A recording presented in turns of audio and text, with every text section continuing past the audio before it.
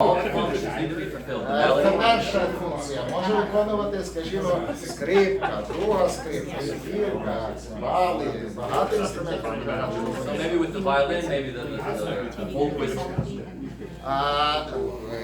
Друга функція – це супровід, акомпанемент. The second function is the accompaniment, but the harmonic accompaniment. І тут ми бачимо дуже велику кількість інструментів, починаючи від скрипки фори, яка грає зразу по двох струнах. Потім великий смичковий інструмент, такий як басоля, бас, скажімо, на східній Україні, Полтавщині називається те саме, але на такому великому інструменті, коротким смичком грається. So basically, the harmonic accompanying instruments, there's several options. You could have the fora violin, kind of like the second violin, the hammered dulcimer of different sizes, the bassolia or the bass, a 2 or 3 stringed small cello. І обов'язково є третя функція, це ударний інструмент. І він, якраз ударний інструмент, тільки один. And the third function is the percussion, the drum. And with percussion, it can only be one. The accompanying harmonic accompanying instruments can be many. The melody can even be, melody може бути навіть дві, так?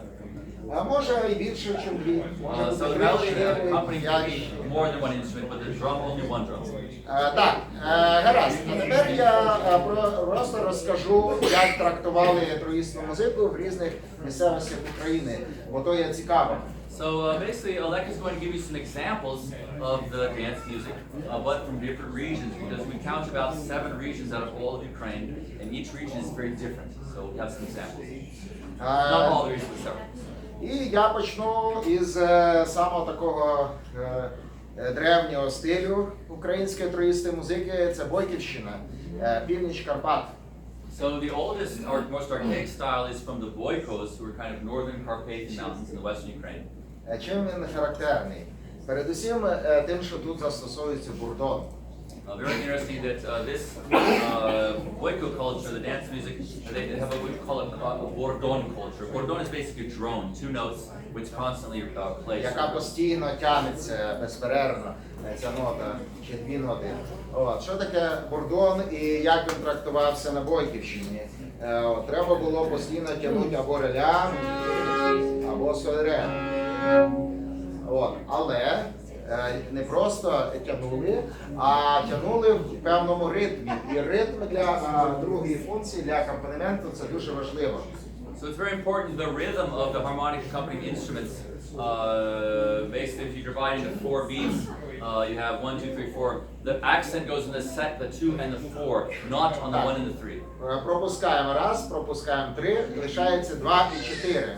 So the 2 and the 4. Yes, І тому давайте зараз, щоб ми And відчули, let's try to actually play the послухаємо rhythm цей ритм with clapping. в долоні.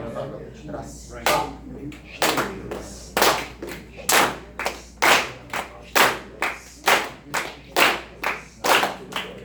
От цей ритм, як правило, швидше, він є основою для ударних і для втори, тобто для другої і третьої функції. And this rhythm is the main rhythm for all Ukrainian dance music except for waltz and Ukrainian Ми вже повертаємося до бурдонового стилю Бойківщини і яким чином відбувався акомпанемент. На порожніх струнах навіть не треба було їх притискати, тому інструмент брався отак просто. І гралося раз, два, за рахунок повільніше, швидше, на раз і на 3 повільно ведеться смичок, на 2 і 4 швидко. Виходить отак, раз,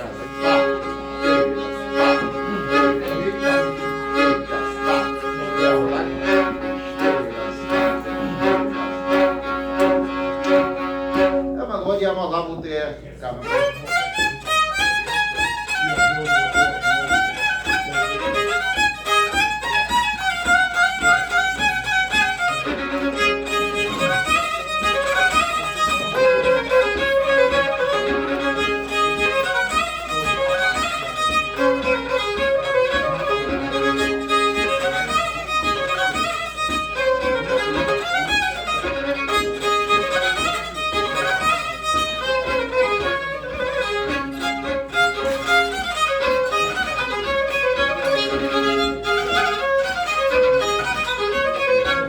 час всі інструменти грали бурдом.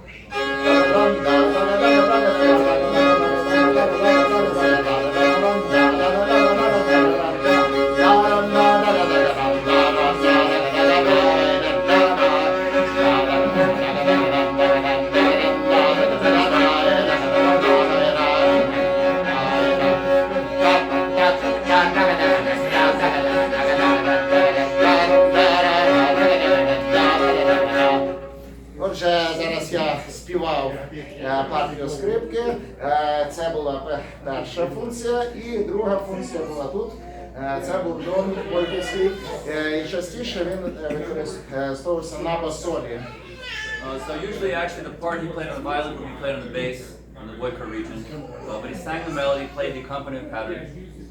От, на жаль, у мене немає зараз ударного інструмента, але я спробую його просто змалювати вам жест. So the question is with the drum, what would the drum be playing during all this? Що собою представляв бойківський барабан? Це був двомембранний отакий досить великий барабан. So we have a double membrane drum, kind of like a На bass якому drum, закріплена латунна тарілочка with a досить brass великого діаметру, cymbal affixed to the top. по якій правою рукою гралися дротом, залізним дротом. The right hand holds a steel wire.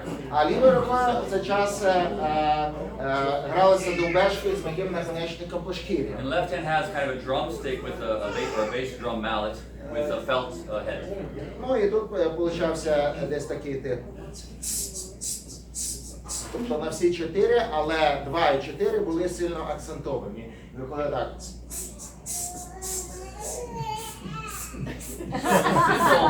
Cymbal really plays the 2 and the 4. The right hand plays the 1 and the 3, but also some interesting improvisations or variants on the one. В лівій руці так, імпровізація, але тут ця рука чітко грала із цими інструментами, це був ритм група. Так. Отже, бойківський стиль. Крім цього, тут ще були бурдонові цимбали. Це такий маленький ящичок, на якому було закріплено 12 буртів, тобто струн одної і тої самої звукової висоти, які теж були налаштовані на той самий бурдом, всього на 2 тони. От. І по цьому інструменту його тримали лівою рукою і тримали і грали гнучкою паличкою. So the Boykos had a small hammered dulcimer, kind of a small rectangular box about this size. You could hold it in one hand, and all the strings are tuned to 2 notes, a drone, about 15. She's not Ну, десь 12 буртів, тобто 12 тонів, які So були about тільки 12 на два, tones. на бурдом всі були налаштовані. So all to 2 tones, and you would basically beat all the strings at one time with this kind of a flexible stick. От таким чином.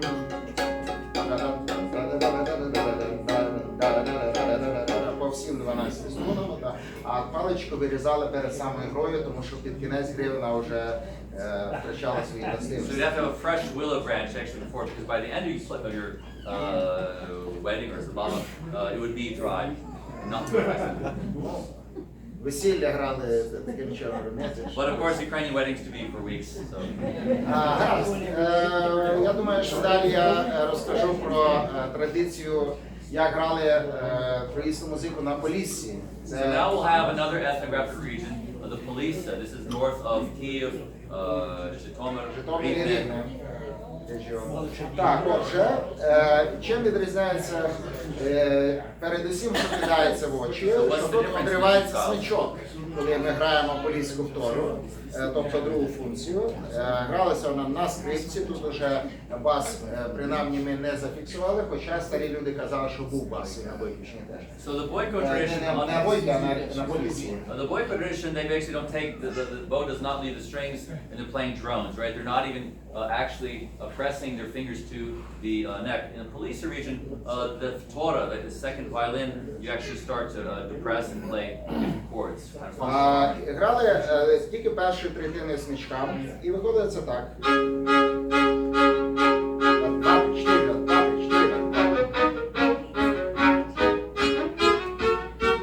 Так, але грали відповідно до тої мелодії, яка була. От, скажімо, якщо така мелодія.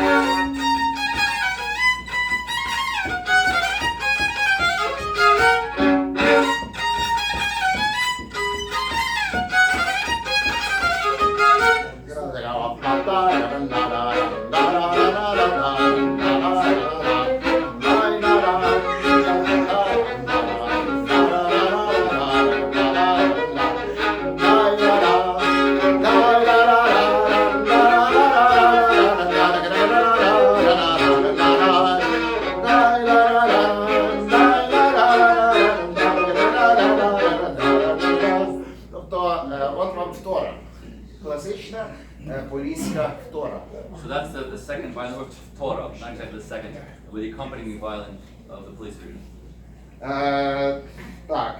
І в якості ударних застосовувався дуже подібний барабан, як і на Бойківщині, але замість палички застосовувалась друга тарілочка. In the drum of the police region, it's really the same as the boyko, but instead of having this kind of little metal wire, you'll have basically a second cymbal played kind of like a hi-hat. Тобто гралися тарілочкою по тарілочці правою рукою і майже виключно разом із торою, получається.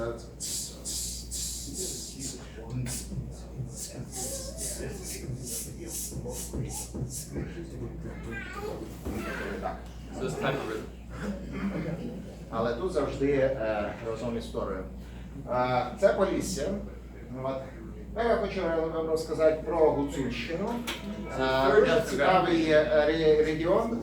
Чим він цікавий? Тим, що тут всі інструменти грають мелодію. So the third ethnographic region is under the Boyko, still in the Carpathians, a little bit southern. The big difference between the Hutzul tradition and the Boyko and the Polisa is that in the Hutzul tradition, really everybody except for the drum plays the melody or a variation of it. Ну, здавалося, де тут тоді друга функція? But the question is, well, if we have three stimulants, by definition, it has to have three functions. It has to have it's not just the melody, but also the accompaniment, the harmonic accompanying instruments. Then the question is, well, who plays the harmonic accompaniment? Ну, треба просто згадати, що собою представляють тоді гуцульські цимбали. And the answer is in the hammered dulcimer, a very specific instrument of the whole Hutzul culture. Він собою представляв такий досить велику трапецію. It's the biggest of the hammered dulcimers in Ukraine. It's basically a big trapezoidal instrument. Сюди, отак от вона. На ній закріплено 24-28 гуртів. You basically have 24, 26 tone rows, and it's in tone Були, parts. You have a maximum of 7 unison strings. Мали 130 дуже strings. цікавий стрій, він був такий хроматизований, але не по напівтонах. But it's actually, there is some chromaticism of the instrument, but not fully chromatic. Ну, такі фольк-строї були, і на них, коли на цимбалах грали мелодію, от ви ударяєте по цимбалах, і звук тягнеться. Тягнеться 1 хвилину, 1,5, він And because there's no dampers on the dulcimer, so when you play a melody, really, the harmony resonates in all the other strings, either sympathetically or in the strings that you're playing. А оскільки грали в досить швидкому темпі, то встигали захопити багато струн, які звучали одночасно. So when you're playing a very quick melody, those main tones become the harmonic tones, which create a soundscape which constantly resonate as the harmonic accompaniment. Отже, оце звучання, воно само собою заповнює простір. От, і інструменти, які грали в гуцульській троїстній музиці, вони в силу можливості кожного інструменту, технічних можливостей, діапазону, що зручно, що незручно. От, в зв'язку із цими всіма факторами ця мелодія видозмінювалась. So even though we have several different instruments like the folk whistle, the violin, the cymbali playing this melody, due to difference in the instruments, different possibilities of register or ornamentation, you basically have 3 different variations, heterophony really. Я покажу на прикладі тих інструментів, які в мене є. And just to compare but the differences in забув футляр на горі, де його забув. Да, там сопілка в футлярі.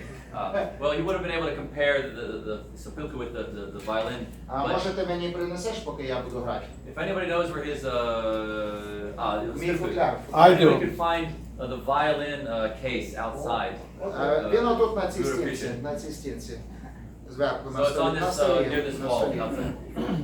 So we'll start with the violin. На прикладі такого гуцульського танцю називається аркан. Я покажу.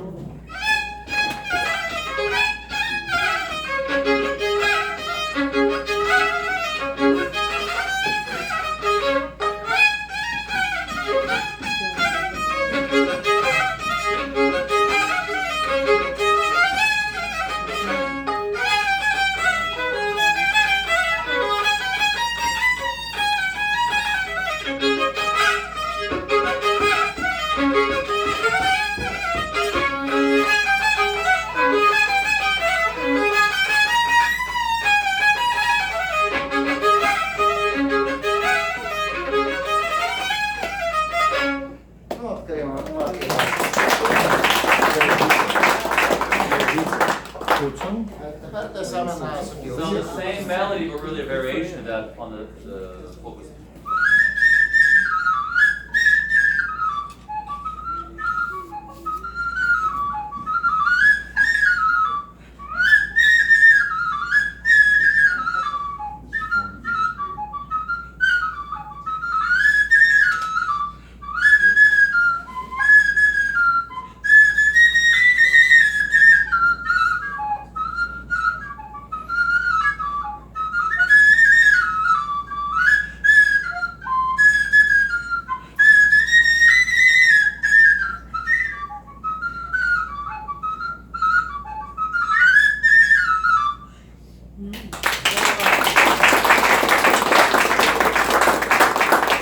Так, на перший погляд, дуже подібно, правда? От, але все ж таки це різні мелодії. Якщо порівняти, якщо це буде звучати одночасно, а так воно і звучить в гуцульській троїстній музиці, а ще й цимбали грають теж мелодію, от, але теж грають по-своєму. От, відповідно, це відтворює той неповторний саунд, який з'являється, коли грають троїста гуцульська So the музика. two melodies sound very similar, but there are differences. And when they play together, and really along with the hammered dulcimer, then you have a very interesting sound, which kind of changes little by little depending on the variations. The variations. От. І дуже подібний ударний інструмент, той, що застосовувався в бойків. От, єдине, що гуцули часто застосовували в якості інструменту для того, щоб грати по латунній тарілочці, таку паличку, ніби це була цимбальна паличка, тільки оббивали її не м'якими матеріалами, а навпаки якимось металом, скажімо, жестю чи навіть сталеву вставочку робили, щоб був удар метал по металу. Це про гуцульський такий. Гуцульський інструмент. Значить, він брався між цими двома пальцями, от, і отак от по тарілочці грати.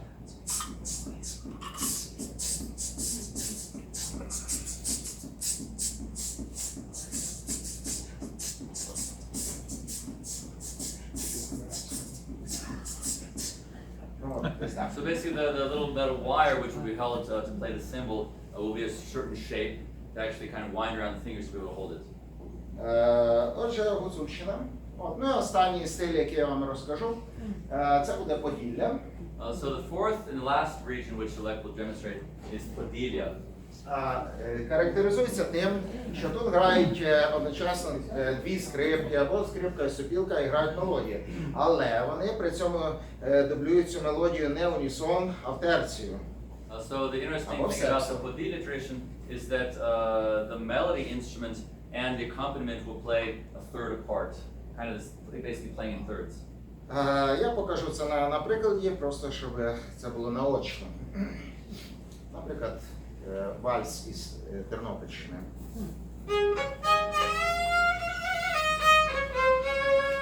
Це партія другої скрипки.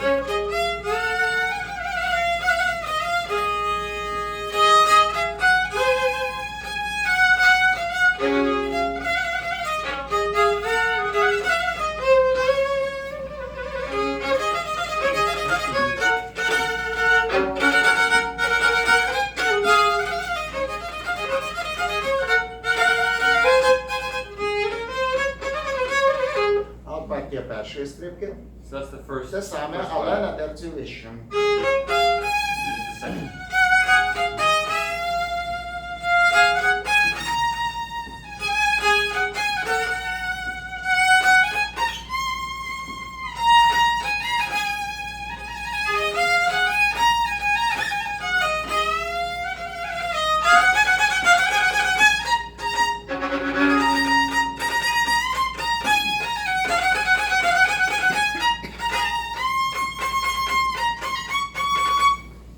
Таким чином.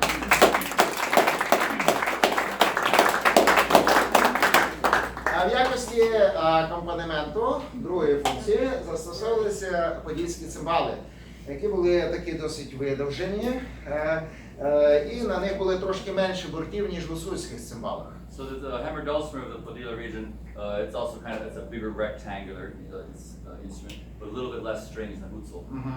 Стрій був діатонічний, і грали виключно акомпанемент. And the tuning doesn't have chromatic notes. It's just diatonic, right? 7 tones per octave. And they don't play the melody, only the accompaniment. В такому стилі грали, скажімо, лівою рукою бас, потім бас, акорд, акорд, акорд. Пам, та-та-та, та-та-та. Або якщо це вальс був, тоді просто бас, акорд, акорд. Та-та-та, пам, та-та-ра-та-та, по гармонії. Та-та-та, і да-та-ра-ра-та-ра.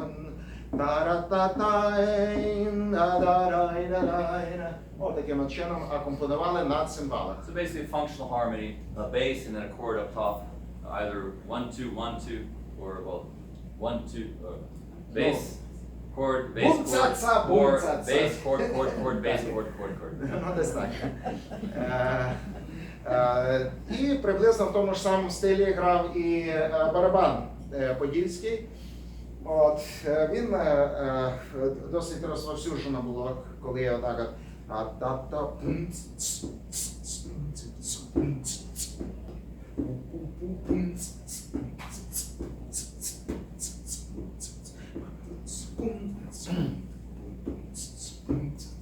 десь так.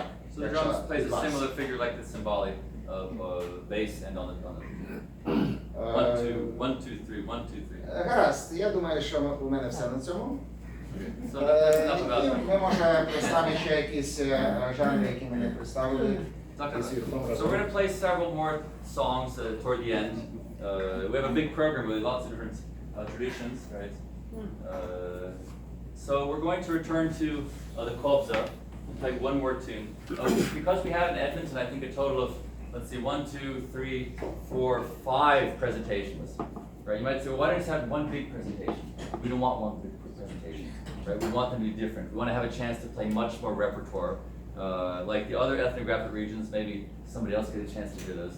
We'll have some other tunes on the kobza, Mangura and Kurban, which is several more, right?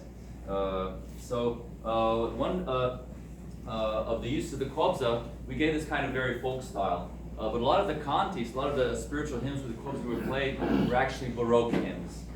And so we're going to give an example how a kobzar performed with his friend. How would that sound? So basically, these Baroque kanti, there would be several voiced kind of tunes, which could be improvised melody. So it's another religious hymn. The story is about Adam and Eve. Right? So you might say, well, oh, we're doing some more church stuff, right? More Bible stuff. Well, why do we do this? Because we have a problem, right, with divorce, right? And just the idea that God made man for women. Now, someone would say, wait a second. We're into homosexuality, right? This is an old world thing, and we're not into that. Well, okay, that's, people have different ideas, but just the idea of creating a strong marriage and having children who have both parents, right? That's the idea of the concept about Adam and Eve. And the idea is, of course, be careful of temptation, right? Because when you look at the other women, or the women look at the other men, you fall into temptation, the family breaks, is destroyed. Then you pay for that, and your children pay. So these are moral songs which have a modern day reason for singing them even today. Adam and Eve, Adam and Eva. And the author, actually know the author, it became a folk kind of song, but the author was one of the saints in the Ukrainian Orthodox Church, Dmitry Tuptulo.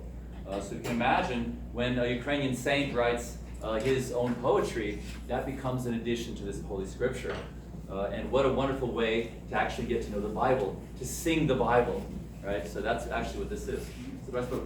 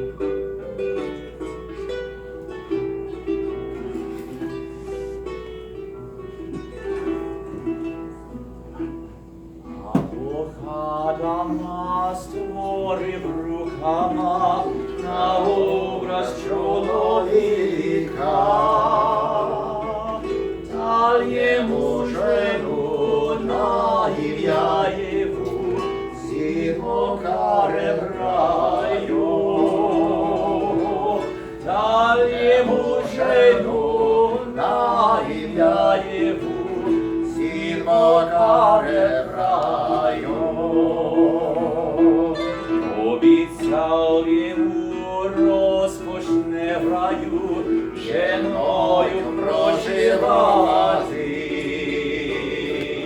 Тільки одного дерева райського не казав зачіпати.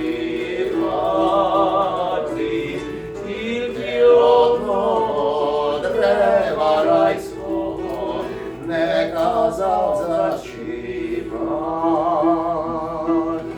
А враг сльозливі, злий, нежасливі, так Єва підважає.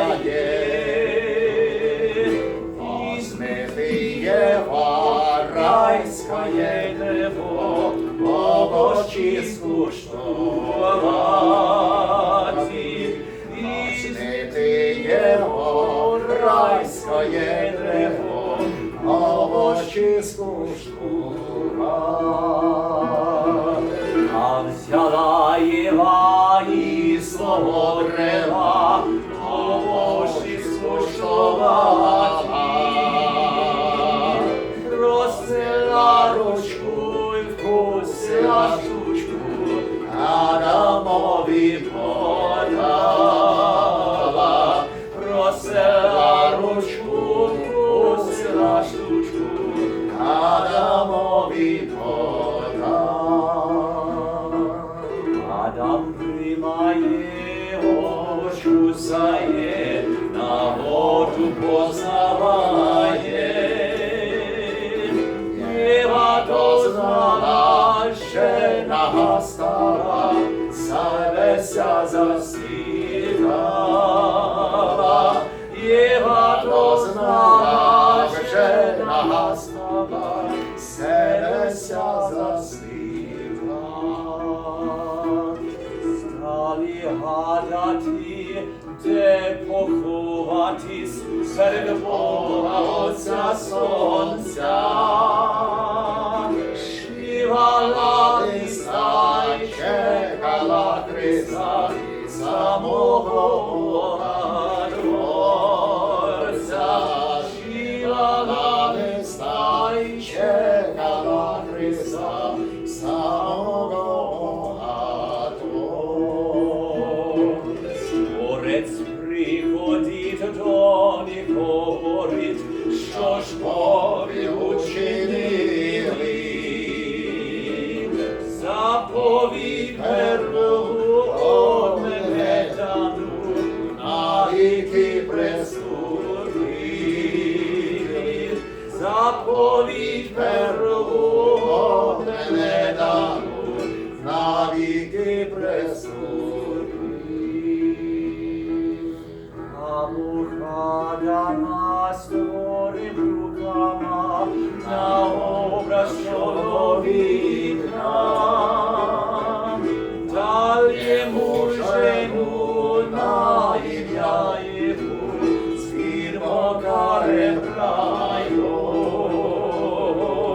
Дал йому жену на ім'я йому, звір покарем райо.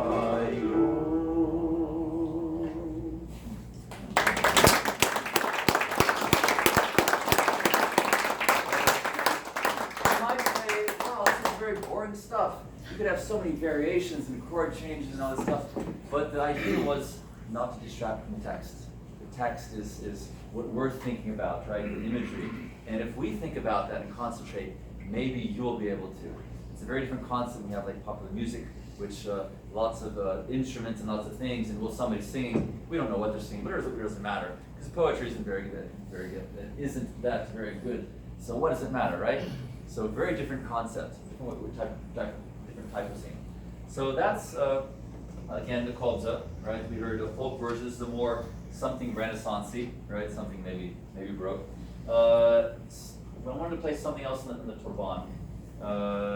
We have the idea, well, because again we have very little notes for the turban. Actually, just like Versailles' repertoire on the kobza, it's only because this composer and really early ethnomusicologist Nicole Lysenko happened to find the last kobzar who played in the kobza and the last turbanist who played in the turban. For that reason, we only have one, really, each performer of each I don't play that last Torbanist repertoire. It's in my future work. But the question is, well, what do we play in the instrument? One of the ideas is to find poetry right of the time. And the Torban would have been played not just in the Baroque, but all the way up to the Bolshevik occupation of Ukraine in 1917.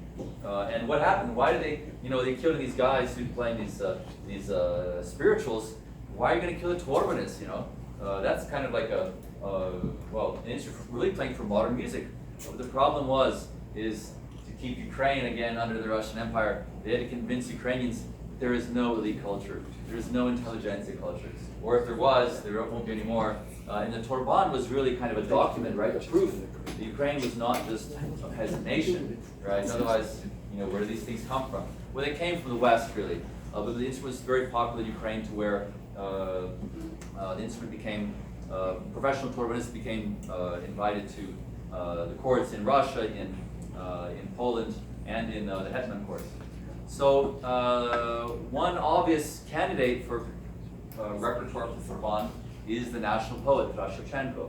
As I promised to play a tune which a lot of Ukrainians may know because the Kapelia, the Ukrainian Bandura's Kapelia plays it. The first tune I heard in the Bandura, because my mom just happened to have records when I was in Raleigh, about 5 years old, and I absolutely remember the sounds of these instruments and the voices. It was a completely different music than all the other stuff, the pop stuff I would have heard, Michael Jackson, whatever.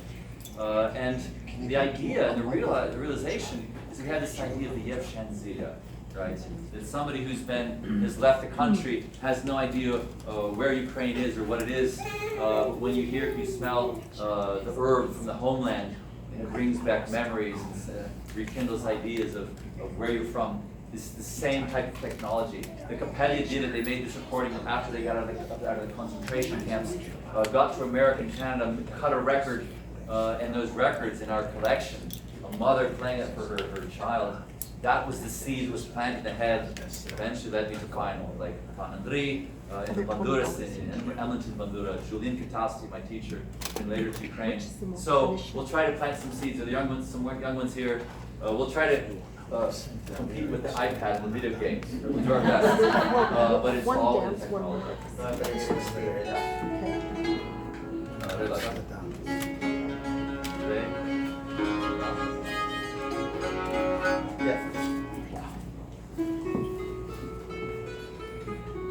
And okay, so interesting theory that Shevchenko was not just an excellent poet and painter, he was also a musician. He actually sang, he played the piano, the seven-string guitar.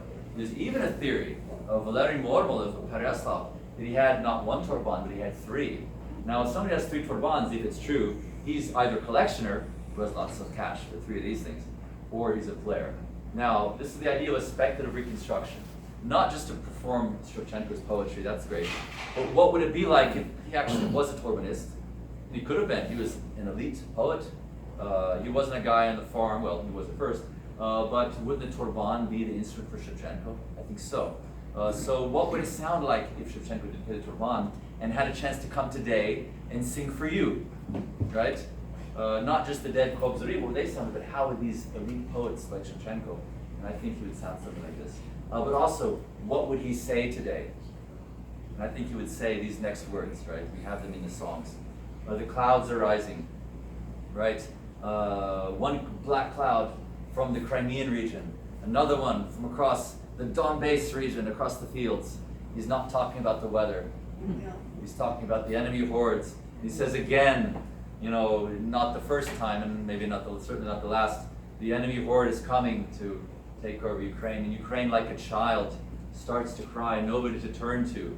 And then the worst thing, after years of occupation from foreign empires who serve foreign interests, the Ukrainian children are being raised not as spiritual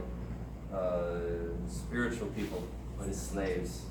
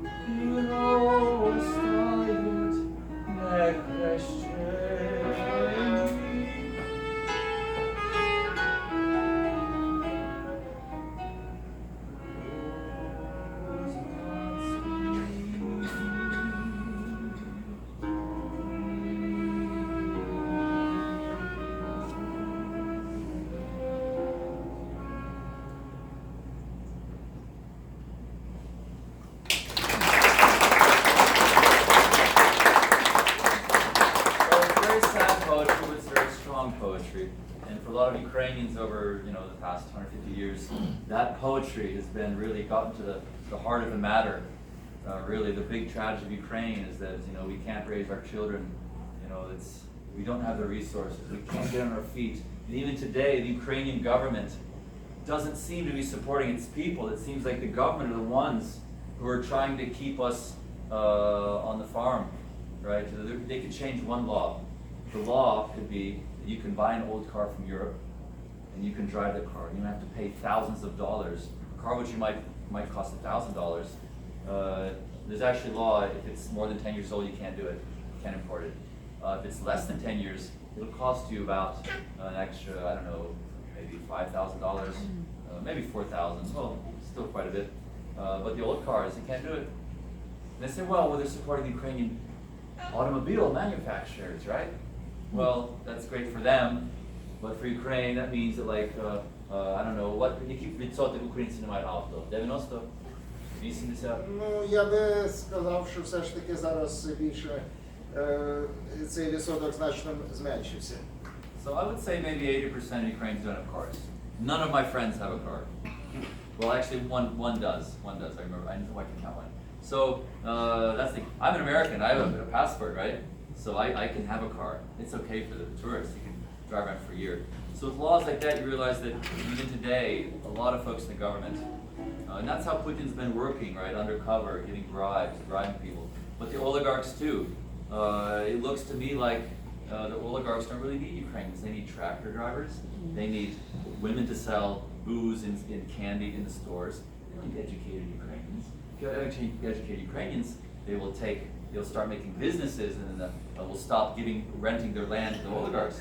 So it's a really bad situation today. And when we play these tunes, those things resonate, right? And so people say, that's enough, right? So very revolutionary stuff. One last song of the Torban I'm going to play, not so sad. I'm an optimist, really, believe it or not. Although these sad songs, it's not that they're sad, they're very deep. There's a depth to them. There's a necessity to play them. I love it, really. I don't feel depressed. But just the question is, what do we do with the Torban?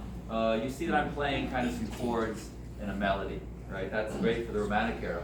But for earlier times, like the Baroque or even the Renaissance, we have polyphonic lute textures. The instrument was made for playing Bach and Weiss. So I'm not really doing the instrument a lot of justice, just playing these chords with melodies. So basically, to revive the Ukrainian Renaissance, for instance, let's say, and the Baroque, without having notes, you have to write the notes. You have to compose. And there's actually composers who have been writing for the Torban, like Roman Turovsky, the past 20 years. There's no Torbanists. There's no Torbans, really. Well, now there's several. But he's been writing these works. He loves the Torban. He's been chatting. I found out about the Torban really from Turovsky, from this incredible site, torban.org. But certain people, there's this idea of volunteerism, right? You do a lot with volunteerism, right? You don't need money. You need people with the right motivation. Because if you do that, God controls the whole system. And God has been waiting for the Torban, I'm convinced. He's found this composer who's been waiting. And I'm here saying, wow, this is a cool instrument, it's for me. But now the time has come to actually play his compositions. At some point, write my own compositions, but which sound, of course, it's speculation, but we have to have something, right? We have lots of text. We want to make not just kind of cookie cutter variations. We want to have really present what you could do with the instrument. So what we have to do is study from neighboring cultures. And when we talk about Renaissance, the first figure that comes to mind, they're playing these lute-like instruments, or maybe zither-like. Well, in England we had the troubadours. We had folks like John Dowland, who, like a contemporary of Shakespeare, was a virtuoso player and singer. He had his own tour across Europe, right, going to different elite circles So how would Jean Dowland sound with Ukrainian folk fiddler, right, and on the Ukrainian turban? So it might sound something like this. Question. Yes, You yes. referred to the term Baroque. What is that Baroque? Baroque is a time period, but when we talk about with instruments and music, it's a musical period. It's basically the time of Bach.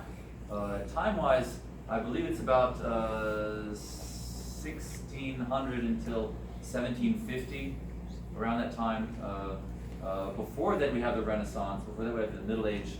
So really this instrument is a Ukrainian Cossack Baroque instrument. It was made specifically 1700s when it appeared. But this Baroque instrument continued into the Romantic era, even almost to the modern age. When in Western Europe the instrument stopped being played at all because the harpsichord became very popular and it became much more easy to play polyphonic textures. So John Down on the turban would sound like this. And for people who've tried to understand Ukrainian, maybe this will be easier, but give a crack at the Shakespearean period language. Very Clear and Cloudy, it's basically an English spring song about weeds and vegetables and whatever. One, two,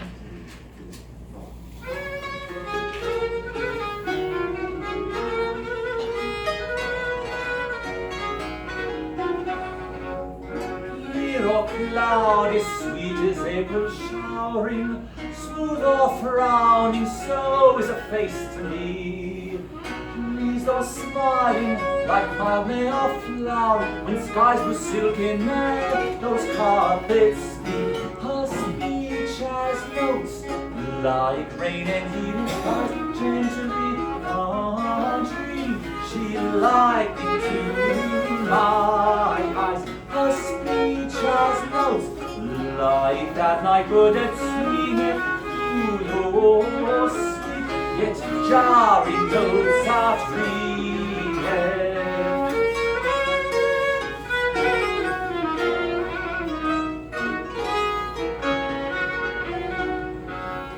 Her grace like June when earthen trees be trimmed, in best attire of complete beauty's height. Her love again like summer days dim, with little clouds about from constant faith. Her trust, her doubt, like rain and heat in skies gently falling. She likened to my eyes. Her trust, her doubt, like rain and heat in skies gently falling. She likened to my eyes.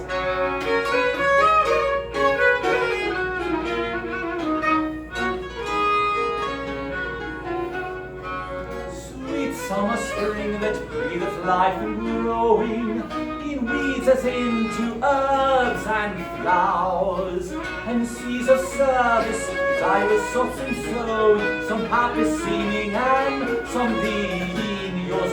Rain on your herbs and flowers that truly serve, and let your weeds like dew and dewy start. Rain on your herbs and flowers that truly serve, and let your weeds like dew and dewy start.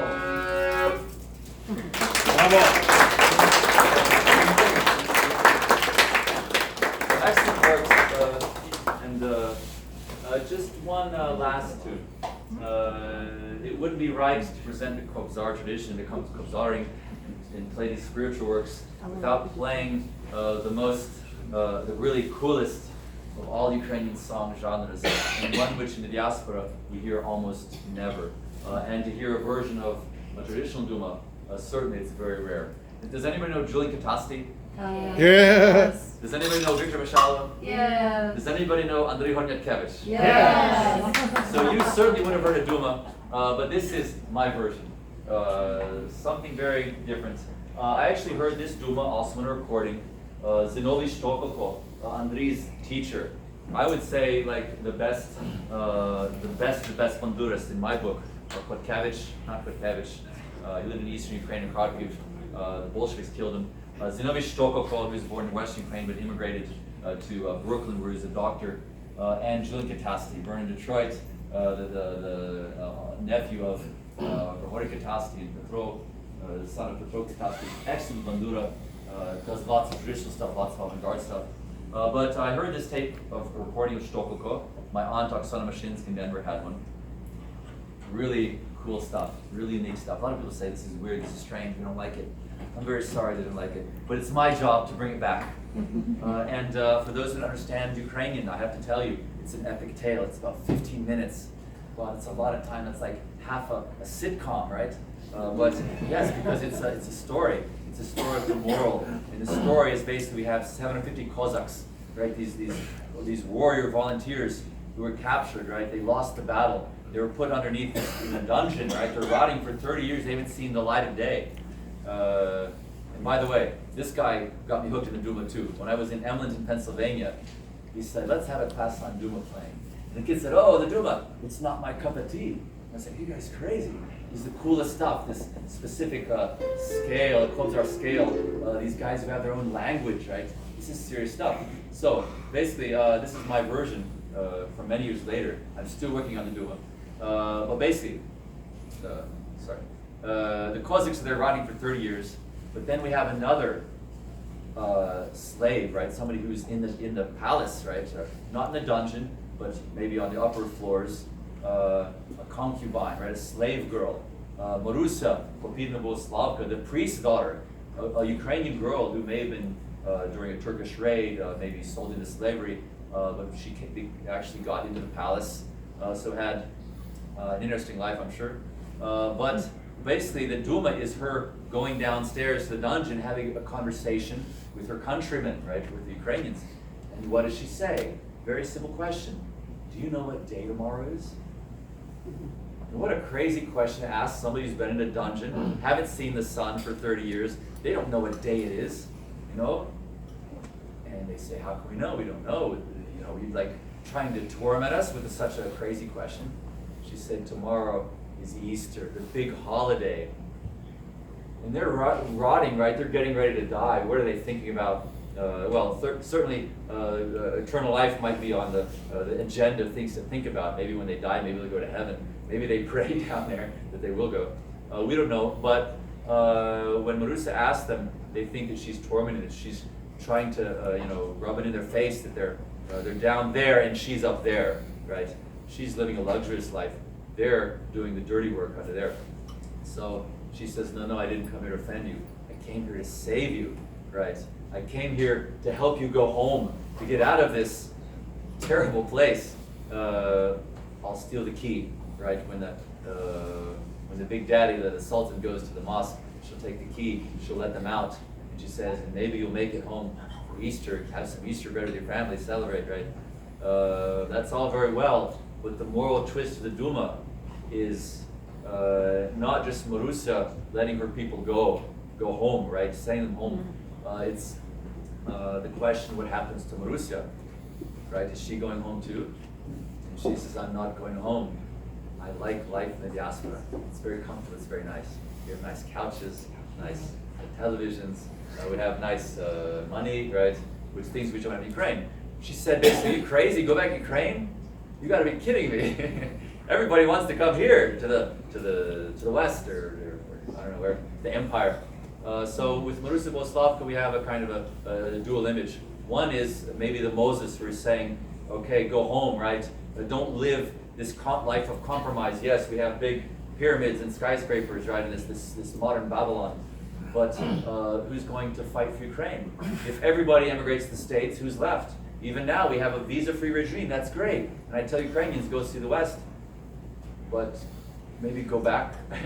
Maybe see that alternative of the West, go back home. Maybe bring a bit of the West back home, and the good things you see, do them there. So it's kind of maybe Marosa had that idea on one hand, but when she says that I can't go, maybe she wasn't the priest girl. Maybe the idea was that she was really the Roxolana, the most powerful, influential Ukrainian woman in world history. So it's a question there. But what she says is that I'm staying in the diaspora for the wrong reasons, because I've gotten used to a life of luxury, and I'm not willing to sacrifice that to go back home and do what you Cossacks should do. So that's the thing, that's the charge. I don't want anybody to feel guilty. I tell Ukrainians honestly, go to the Canada Siege, right? My relatives in the Poltava region, they had to flee to the Dunaysky Siege, right? When Catherine, the not so great, destroyed the siege. They were Cossacks, they had a chance. They had to either be a slave in Ukraine or be a free Cossack and work like my grandfather certainly did with American presidents, tell them what's really going on in the Soviet system, and maybe through American politics and armies and things, we can free Ukraine. So there's lots of options, of course, but this is the Kobzar's way of preaching to the diaspora, that there's always a choice to go back home. And in my example, with my life, I can tell that it's really possible. It's not so much a question of where you live, it's a question of what you do. If you go to Ukraine with the right motivations, you can have a really wonderful life even there. And not just a wonderful life for yourself, Ukraine can have a wonderful life. That's the program. Viklik do domu, the call to home.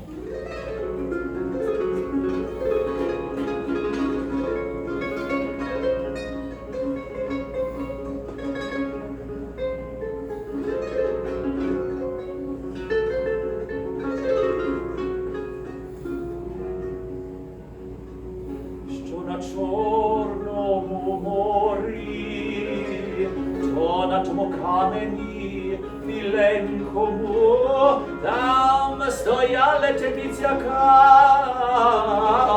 кам'яна. Там стояла темниця кам'яна, в темниці провало сім сотні козаків. Там неволі провало ясно світу, ні сонця праведного zobaczali.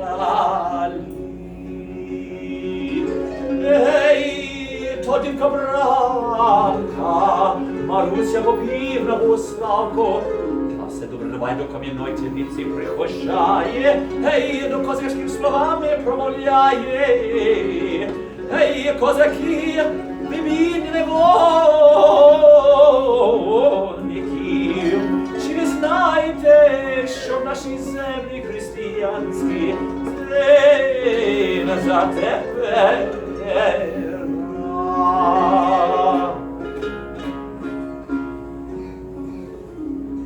То як теє козаки зачували, ті дівку Бранку, Марусю Богославку по речах пізнавали, кайданами забращали, словами промовляли, сльозами обігали. Дівка Бранка, Маруся Попівна Богославко, чому ми знаємо, що в нашій землі християнській день за тебе. Вже ми 30 літ тяжкі турецькі каторзі промагаєм, та Божого світу ні сонця праведного не побачали.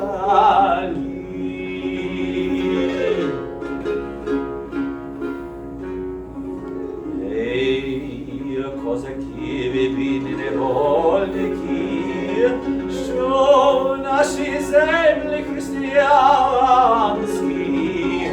Сьогодні Великодня субота, а завтра дасть міг великий праздник рокові Великдень.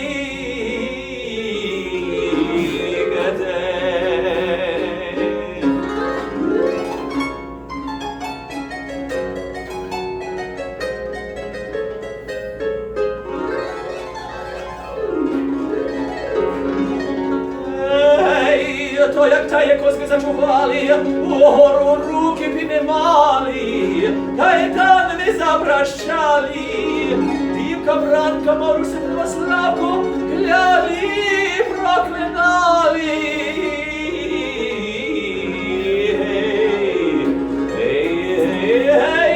Дівка Бранка, бодай від щастя долі не зазнала, що ти нам в той час цю правду сказала.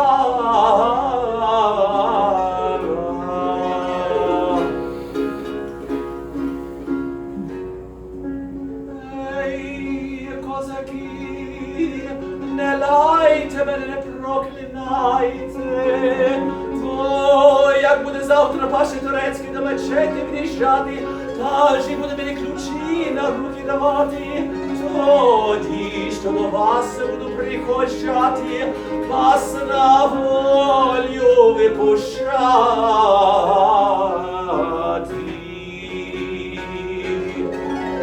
Ой, на роковий праздник на Американська паша турецькі мечеті від'їжджати, став дівці бранці, Марусі, Мирославці, ключі на руки здавати.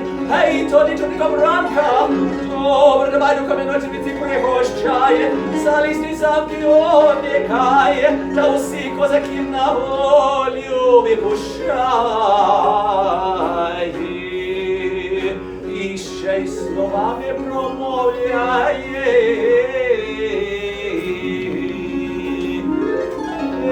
Ей, козаки, панове молодці, вирушайте на рідні землі, у гордо християнській на ясній зорі, тихі води край, веселі междумір хрещені на Україні.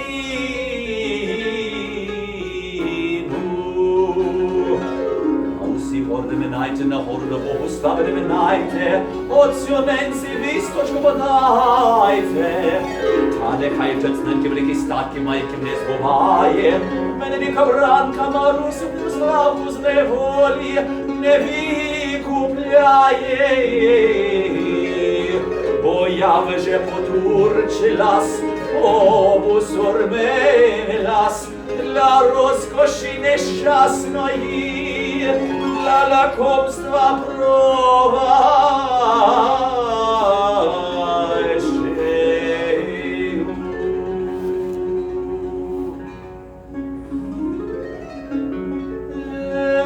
Ей, визволь нас, Боже, з тяжкої турецької неволі,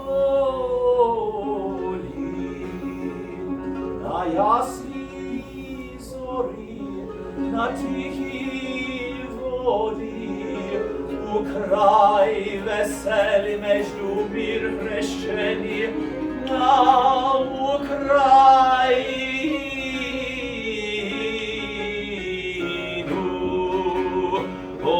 Однині і до віка даруй, Боже, нам многі літа.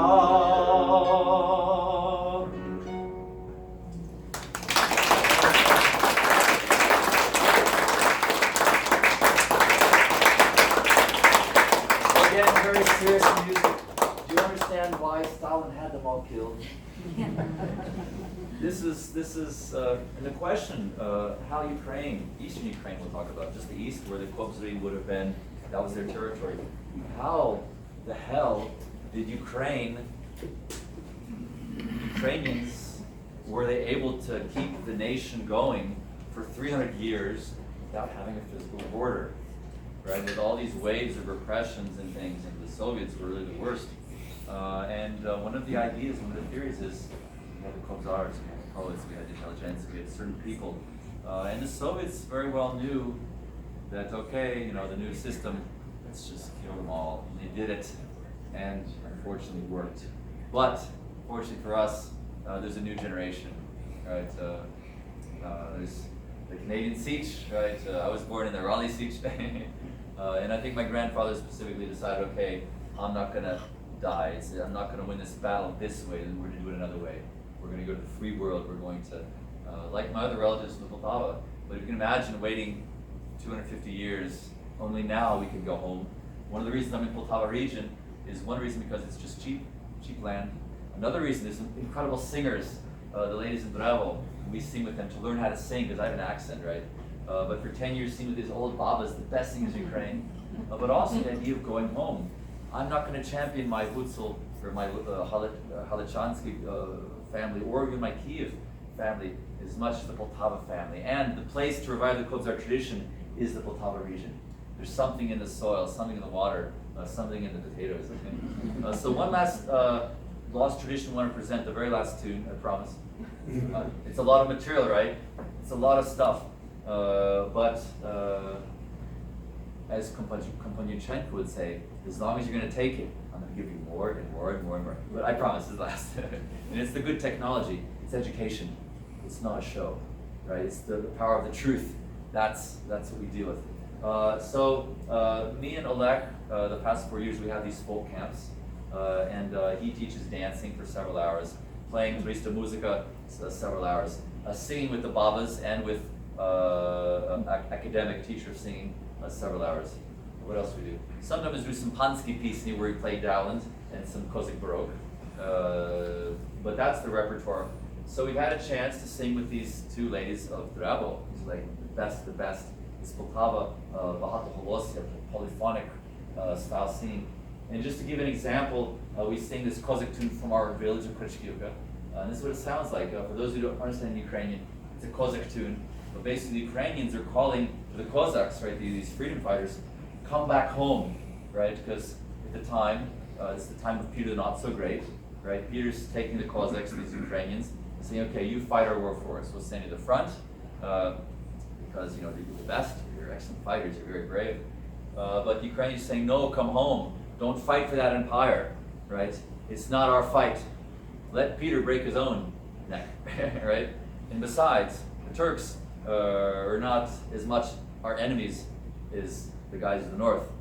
And when we talk about Russian culture, don't get the idea that we don't like Russians. It's about the empire, and not just the Russian Empire, the Roman Empire, the Mongolian Empire, the Polish Empire, any empire that serves its own interest. That's the problem we have in Ukraine. And even today, when a lot of Ukrainians were fighting Putin's war against Ukraine, this is what the Cossacks would have to say to Edmonton tonight. And just another part of the imagery, the last verse where the Cossack has fought the war, maybe he won the war, we don't know, but he's dead. And his body lying in the field, the eagle comes and eats his body, the double-headed eagle. So that Cossack will not fight for Ukraine. And with the Maidan, we actually had an example of who the Cossacks really were. I saw it with my own eyes. Right? Incredible. One of the reasons I live in Ukraine is because you can read about this stuff in books, but if you go there and you live that, and you realize that Soviet days, incredible stories, they're still happening, right? The Maidan was the Cossack fortress. The same thing, the barricading, there's something in the genes. One of the best times, two of the best times was each revolution, because you see when the Ukrainians really get together and what volunteerism can really do, right? We had this huge plan of Putin and Yanukovych, and even Europe is in it too, to keep Ukraine kind of a buffer state, right? But Ukrainians at those points said no. That's a beautiful thing. Hey, Tam Samara. Ей там за морами високі гори, тумани покрили,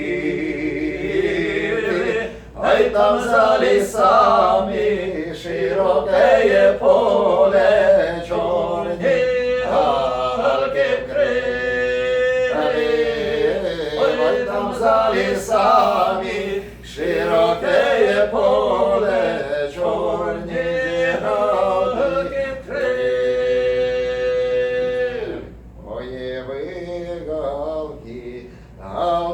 чуварки, піднімі ся вгору, ой ви хлопці, славні запорожці, верніться же додому,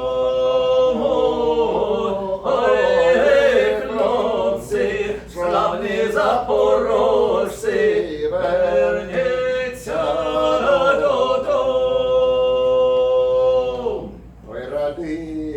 Ми угору підняться, тумана лягає,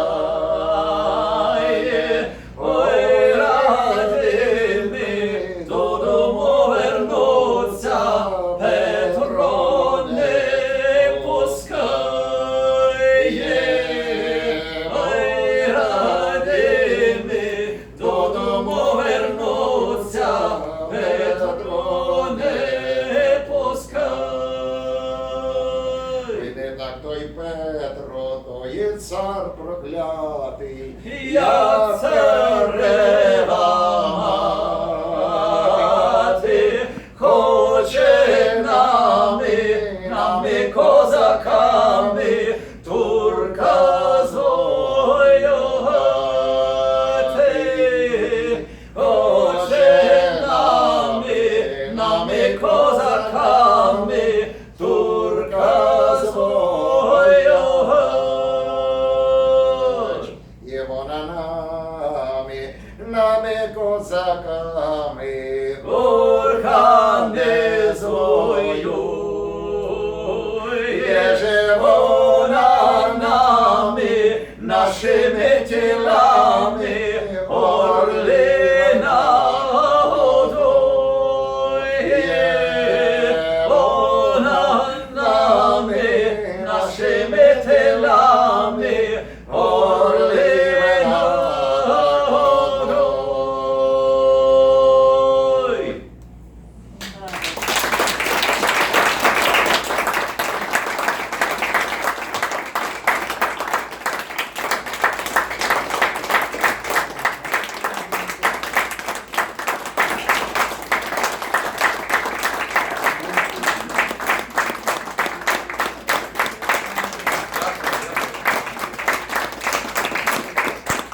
Anybody have any questions about anything?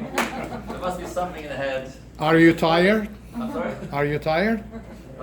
Spiritually, no. Physically, yes. I didn't get a wink of sleep. Keep last going night. then. I drank too much tea, caffeine. будь-які питання, може по інструментам, може по музиці, може по танцям.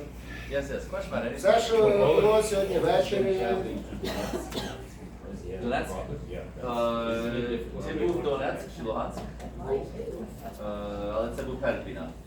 під час війни. Oh, during the war, Я Oleg підтримував spent, наших солдатів.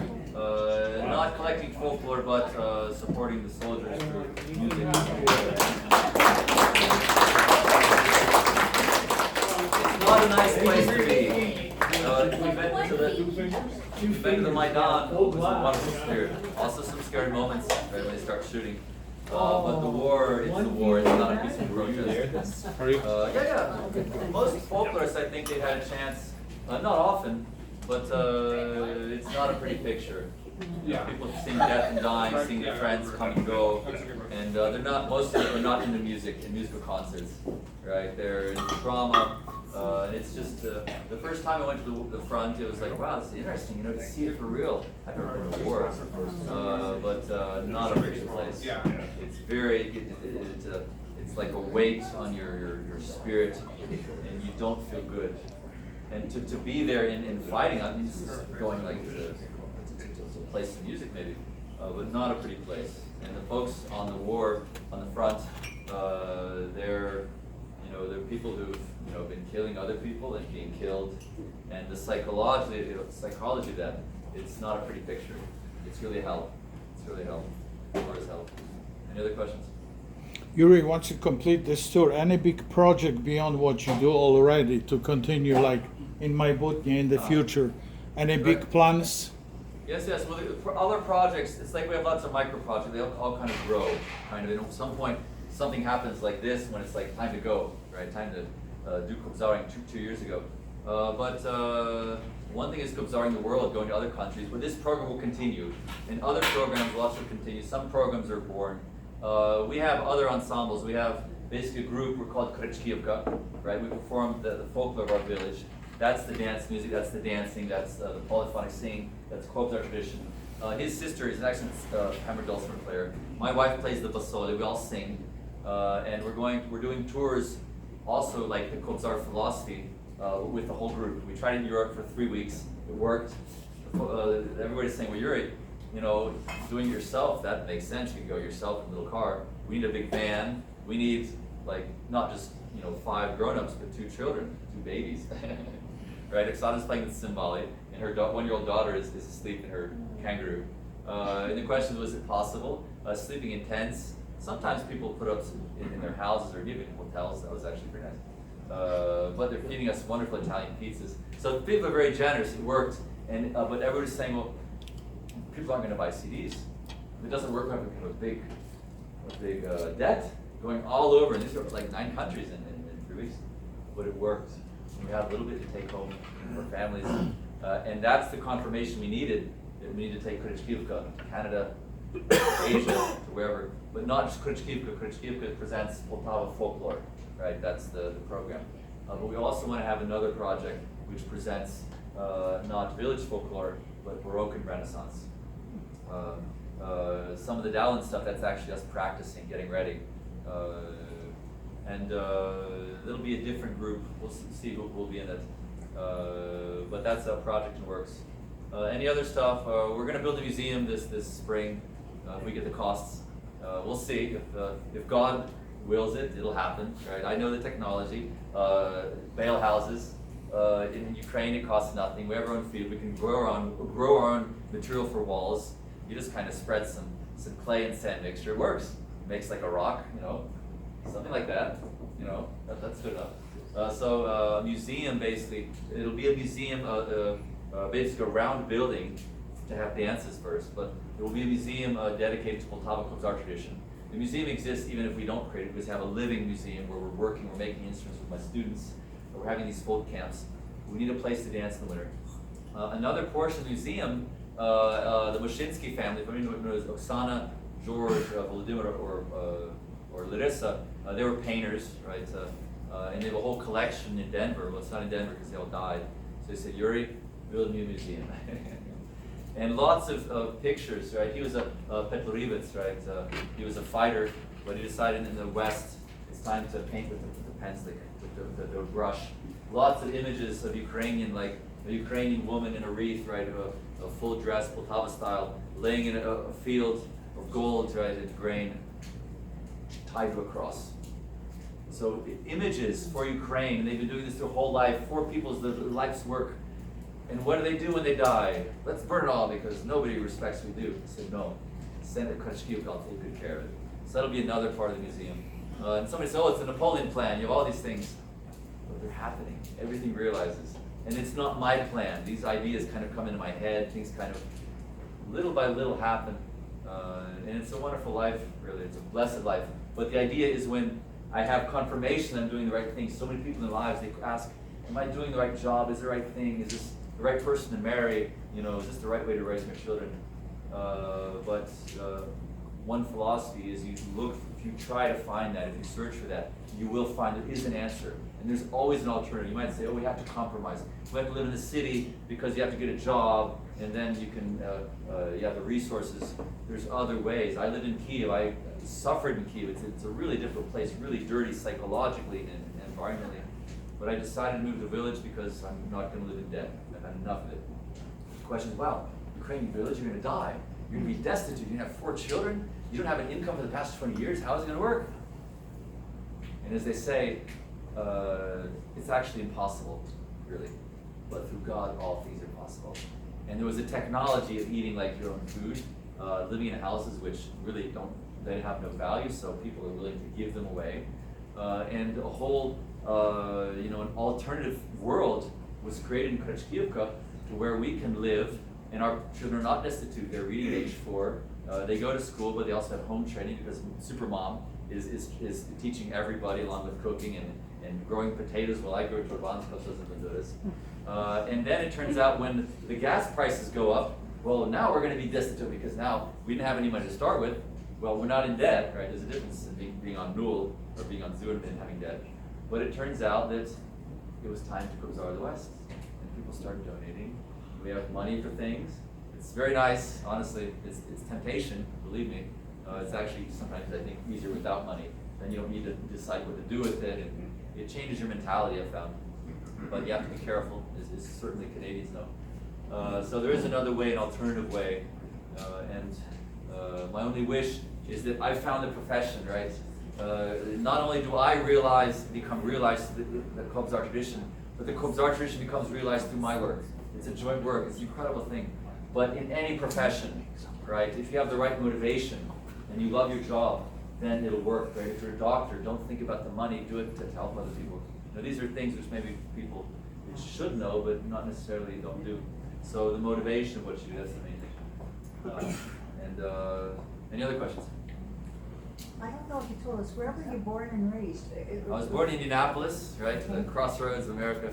I grew up in Raleigh, North Carolina, the best place to live in America, maybe the world.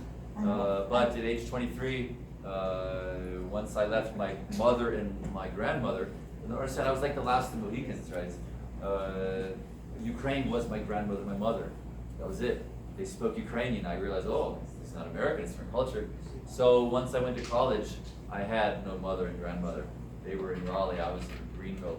And at that point I realized, I was really the last of the Mohicans, and this Ukrainianness, these genes, and say, I'm not one of them. There's something different. I'm not the same. I can't pretend to be an American. I tried. It didn't work. It was a catastrophe. But at that point I realized, okay, here's a theory. I'll go to Ukraine. It's time to go. Maybe I'll be happy there. Maybe it's just a national character. There's something in the genes. And with folks like myself, like Oleg, like Krasko Panichenko, these youngins, these bright ones, the inheritors of the intelligentsia, living with them, I realized, oh, this is my company. And as hard it is in Ukraine, it was hard for my grandfather. But I'm made for Ukraine. I'm not made for the couch. I'm not made for even the West. It's wonderful to be here and do it for you. I'd say Canada's a wonderful place. I would want to live here. It's nice. It's wonderful. But what I have in Kjfe10, you can't get that here. I eat wonderfully. I have a wonderful wife and wonderful children, a wonderful space where I can do wonderful things with wonderful students. I think I can maybe do that here, but maybe that's a future project. I don't know. But for now, Ukraine is wonderful. I don't know very many red-headed Ukrainians. Why are you red-headed? It's probably the Irish in me. My mom, yes, my wife is from Poltava. That's why you want it. Another reason, yes, her parents are actually close in her family. We're close to them. Asked my wife, would you like to come to Raleigh? We were there for 3 months.